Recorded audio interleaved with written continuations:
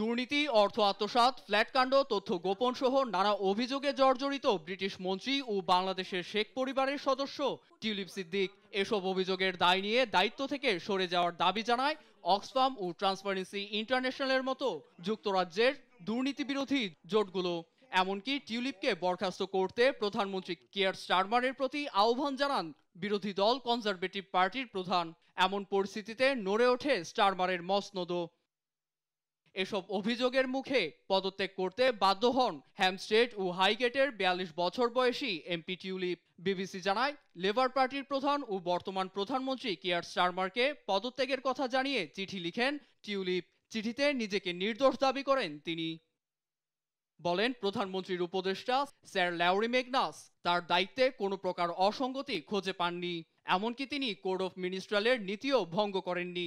তবে তার জন্য অর্থনীতি বিভাগের কার্যক্রমকে প্রশ্নবিদ্ধ করা হতে পারে। এরপরই সংবাদ শিরোনামে ছড়িয়ে পড়ে তার পদত্যাগের খবর। বর্তমানে টিউলিপের পরিবর্তে ব্রিটিশ অর্থনীতি বিভাগের দায়িত্ব পেয়েছেন লেবার এমপি ইমা রেইনল্ডস। এছাড়া বাংলাদেশের সাবেক সরকার প্রধানের সঙ্গে পারিবারিক দুর্নীতি, অনিয়মের অভিযোগও রয়েছে টিউলিপের বিরুদ্ধে। এমনকি তার পরিবারের সদস্যের বিরুদ্ধে ৪০০ কোটি মার্কিন ডলার আত্মসাতের অভিযোগও তদন্ত করছে বাংলাদেশের দুর্নীতি দমন কমিশন।